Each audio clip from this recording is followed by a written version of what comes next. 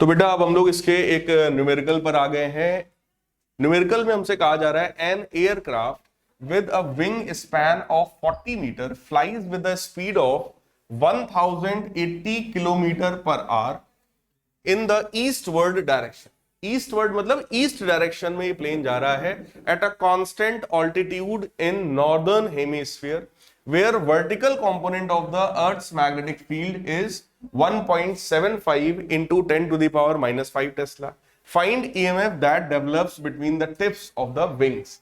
कह रहे हैं विंग्स का टिप, अगर मान लो ये ऐसा प्लेन है, ठीक, उसमें दो विंग्स होते हैं ना, इधर और इधर, ये वाला एक ये और एक ये, इन दोनों विंग्स के टिप मतलब एंड्स के बीच का लेंथ कितना है? L। ये लेंथ मतलब अगर प्लेन ऐसा है तो उसका ये विंग्स के बीच का ये लेंथ जो होता है, इसको स्पैन भी बोलते हैं, इसको लेंथ भी बोल सकते हैं, वो लेंथ है L, जो कि क्वेश्चन में हमको गिवन है 40 मीटर। ठीक, अब सोचो वर्टिकल मैग्नेटिक फील्ड है, वर्टिकल, और प्लेन ऐसे जा रहा है, तो प्लेन मैग्नेटिक फील्ड लाइंस को कट करता हुआ जाएगा। मैग्नेटिक फील्ड लाइंस अगर कट हो रही है तो बोलो मैग्नेटिक फ्लक्स चेंज हो रहा है, मैग्नेटिक फ्लक्स चेंज हो रहा है तो इंड्यूस्ड ईएमएफ आएगा। और अगर ऑब्जेक्ट के मोशन की वजह से मैग्नेटिक फ्लक्स में चेंज आ रहा है तो आप बताइए कौन सा ईएमएफ है? Motional EMF. कौन सा ईएमएफ है? याद करो, मैंने रॉड को ऐसे लेफ्ट में खिसका के पूरा डेरिवेशन कराया था, वहां पे आपको बताया था कि अगर रॉड के मोशन की वजह से ईएमएफ आ रहा है तो उसका नाम क्या होता है? Motional EMF. सो यहां पर भी कॉन्सेप्ट कौन सा है? मोशनल ईएमएफ का कॉन्सेप्ट है, और मोशनल ईएमएफ का बेटा फॉर्मूला होता है BVL। कॉपी पलट के आप देख सकते हैं, फॉर्मूला होता है BVL। मैग्नेटिक फील्ड कितनी है? 1.75 into 10 to the power minus 5। Velocity कितनी है? 1080, वो भी किलोमीटर पर आवर है, लेकिन हमको किसमें चाहिए? Metre per second. कैसे कन्वर्ट करेंगे? 5/18, या 1 किलोमीटर को 1000 मीटर लिख सकते हैं, तो 1000 का मल्टीप्लाई करो, और 1 घंटे में 3600 सेकंड होते हैं, तो 1000/3600, उसी को सॉल्व करके 5/18 आता है। ठीक, मल्टीप्लाइड बाई लेंथ। लेंथ कितना है बेटा? 40 मीटर। तो इसको हम लोग मल्टीप्लाई कर लेंगे। जैसे ही आप मल्टीप्लाई करोगे देखो जरा कितना आएगा ये, 1.75 multiplied by 1080 multiplied by 5 multiplied by 40 divide by 18, 21,000, और डिवाइड बाई 10 की पावर 5, तो 21,000 यानी 10 की पावर 3, और ये है 10 की पावर माइनस 5, तो कितना बनेगा ये? 10 की पावर माइनस 2, यानी कि 0.21 यूनिट क्या होगा? भाई हम लोग निकाल रहे हैं ईएमएफ, तो ईएमएफ का बेटा यूनिट क्या होगा? क्या ये बात समझ में आई? ठीक, तो यही है यहां पर जो ईएमएफ इंड्यूस होगा, यानी सीधे सीधे याद रखना, एरोप्लेन वाला क्वेश्चन आएगा तो कॉन्सेप्ट कौन सा है? Motional EMF. अगला क्वेश्चन कुछ उसी तरीके का है, बस थोड़ा सा कुछ वैरायटी में चेंज है। देखो, कह रहे हैं jet plane is travelling west at 450 meter per second if horizontal component of the earth's magnetic field at that place is 4 into 10 to the power minus 4 tesla and angle of dip is 30 degree। angle of dip इस बार given है, याद करो, पढ़ाया था आपको। find induced EMF between the ends of the wings having a span of 30 meter। अब इस question को ध्यान से समझना, ये क्वेश्चन पिछले वाले क्वेश्चन से ज्यादा इंपॉर्टेंट है वही, यहां भी मोशनल ईएमएफ का ही कॉन्सेप्ट है, फॉर्मूला यहां पर भी BVL के बराबर है। ठीक, देखो पिछले वाले चैप्टर में केवल मोशनल ईएमएफ यानी कि इलेक्ट्रोमैग्नेटिक इंडक्शन का यूज किया गया, इस वाले क्वेश्चन में आपसे एंगल ऑफ डिप भी यूज करा ले रहे हैं, मतलब अर्थ्स मैग्नेटिज्म भी यहां पर यूज हो गया। अब आप सोचो, जेट प्लेन जो है वो वेस्ट में जा रहा है, ऐसे वेस्ट में जा रहा है, और आपको अर्थ की मैग्नेटिक फील्ड का हॉरिजॉन्टल कंपोनेंट गिवन, मतलब मैग्नेटिक फील्ड भी इधर ही की तरफ है या इधर की तरफ, प्लेन जा रहा है इधर, मैग्नेटिक फील्ड भी इधर या इधर ही की तरफ है, तो क्या ये कोई फील्ड लाइन कट करेगा? कब उसने कट किया था? जब वर्टिकल मैग्नेटिक फील्ड थी और प्लेन ऐसे जा रहा था। बोलो यार, तब ना कट करेगा। इसका मतलब हॉरिजॉन्टल मैग्नेटिक फील्ड हमें पता है और हमें निकालनी कौन सी है? वर्टिकल। तो यहां फार्मूले में कौन सी रखनी है हमको? वर्टिकल। कैसे मिलेगा? एंगल ऑफ डिप के फार्मूले से। एंगल ऑफ डिप याद करो डेल्टा होता है, और tan डेल्टा का फार्मूला क्या पढ़ाया था? B vertical upon B horizontal. और एंगल ऑफ डिप बोलो 30 है, तो tan 30 degree is equal to B vertical upon B horizontal. और हॉरिजॉन्टल कितना है भाई? 4 इंटू 10 की पावर -4। तो बी वर्टिकल की वैल्यू बेटा यहां पे रख देना, जो कि आ जाने वाला है 4 इंटू 10 की power -4 divided by √3 multiplied by velocity कितनी है? 450 मल्टीप्लाइड बाई स्पैन 30। कर लोगे इसको? छोड़ दे इसको, आप लोग सिंप्लीफाई कर लीजिएगा। वैसे हम लोग भी कर सकते हैं, लेकिन कर लेना। अगला, नहीं रूट नीचे मत छोड़ना। अगर इसको तुम्हें मान लो रूट नहीं तुम्हें सॉल्व करना है, तो इसको रेशनलाइज आप करेंगे, √3 का मल्टीप्लाई √3 का डिवाइड। तो √3 नीचे मत छोड़ना, ऊपर भले छोड़ देना, ठीक है। नेक्स्ट है railway track running north south. इस तरीके का रेलवे ट्रैक है, north south, parallel rails 1 metre apart.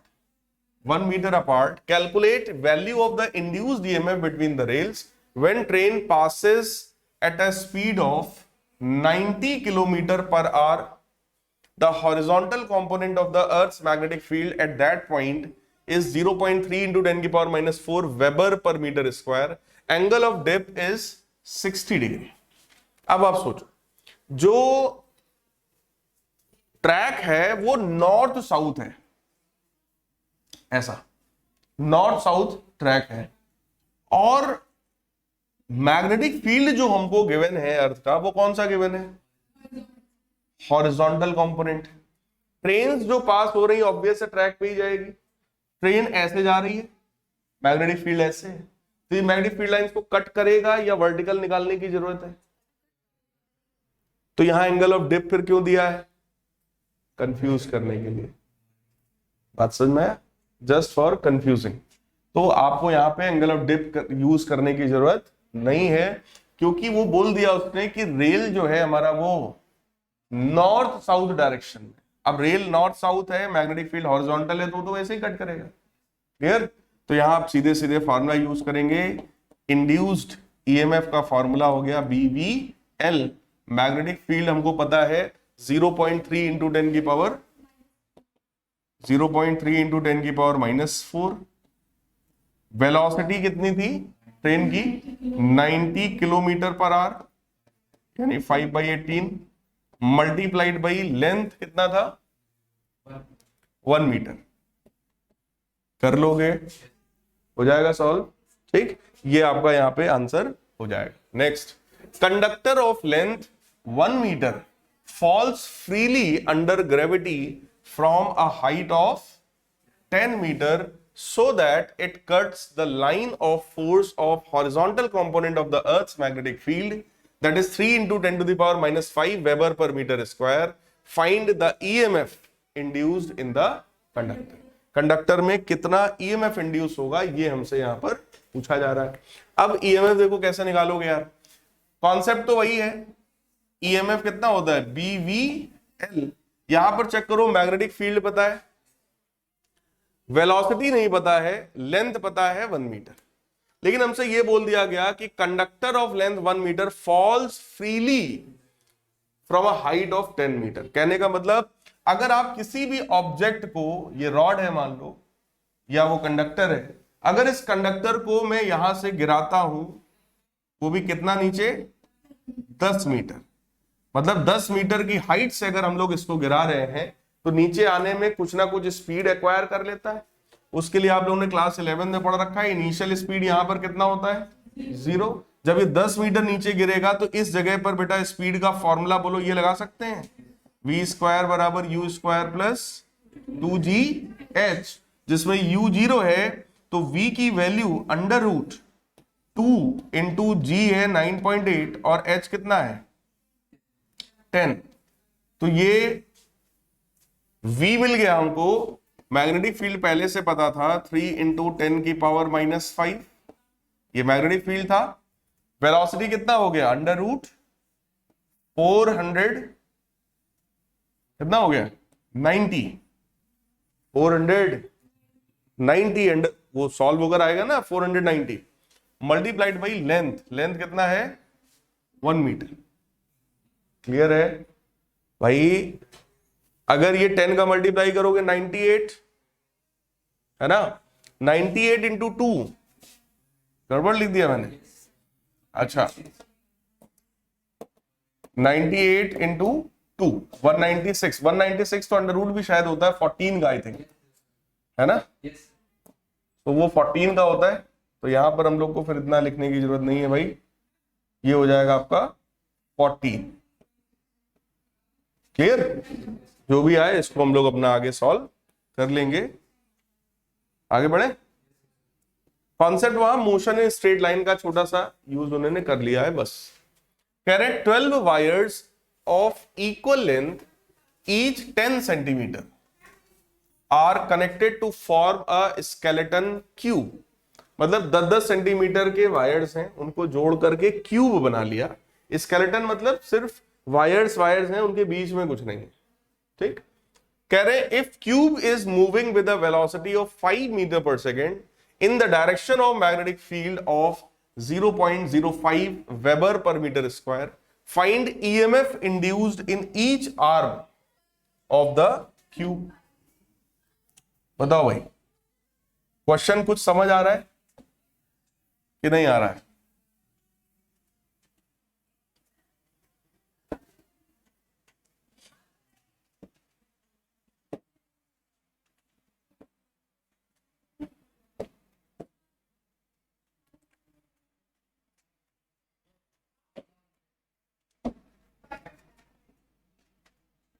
देखो, हम लोग बनाने की कोशिश कर रहे हैं जैसा क्वेश्चन में कहा जा रहा है। ये क्यूब हो गया, ठीक। यहां पर बोल रहे हैं क्यूब को उसी डायरेक्शन में मूव कराया है जिस डायरेक्शन में मैग्नेटिक फील्ड ऑलरेडी है। अगर मैग्नेटिक फील्ड को हम लोग यहां पर शो करें तो मैग्नेटिक फील्ड आपसे कहा जा रहा है वो इसी डायरेक्शन में, लाइक दिस, ऐसा।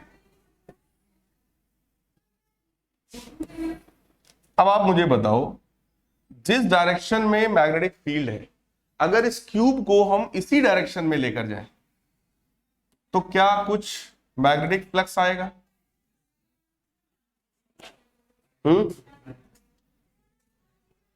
ये क्यूब जब इधर से जाएगा तो कौन से ऐसे दो फेसेस हैं जो मैग्नेटिक फ्लक्स को कट करेंगे?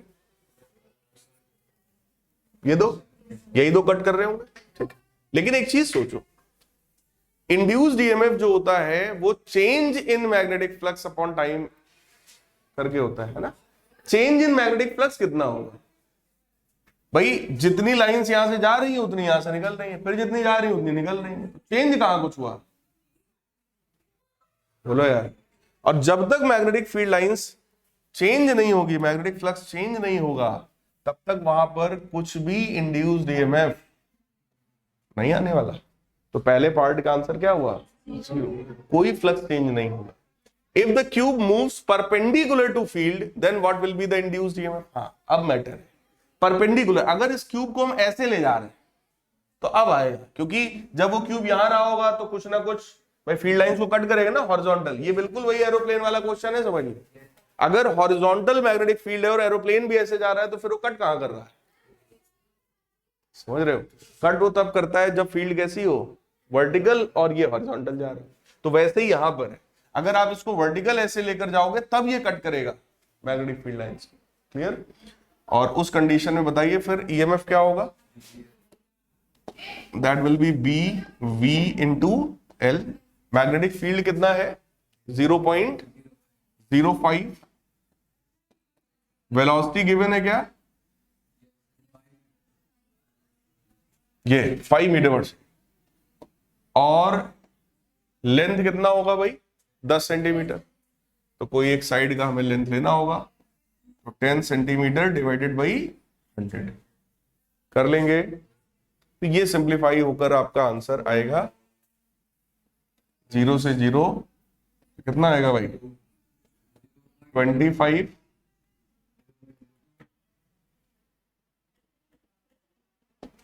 हाँ 0.025 volts. Is it clear? Next कह रहे हैं in this figure shows a conducting rod PQ. एक conducting rod PQ है in contact with the metal rails RP and SQ which are 25 metre apart. मतलब ये दोनों रेल्स कितने डिस्टेंस अपार्ट है 25 सेंटीमीटर अपार्ट है in a uniform magnetic field of 0.4 tesla. तो यहां पर जो मैग्नेटिक फील्ड है वो 0.4 टेस्ला के बराबर है. ये मैग्नेटिक फील्ड जो कि इनवर्ट्स है, दिख ही रहा है सबको. Acting perpendicularly to the plane of the paper. Ends R and S are connected through 5 ohm resistor. 5 ohm का रजिस्टर लगा हुआ है. ठीक है. What is the EMF when the rod moves to the right with a velocity 5 metre per second. पहला part. तो आपसे कह रहे हैं what is the EMF. EMF बता दो भाई. अगर ये राइट में जा रहा है तो ईएमएफ कितना होता है. ईएमएफ का फार्मूला क्या होता है B V L. Magnetic field कितना है 0.4. वेलोसिटी कितनी है 5. लेंथ कितना है 25 सेंटीमीटर. क्या ये बात समझ में आ रही है. कितना आएगा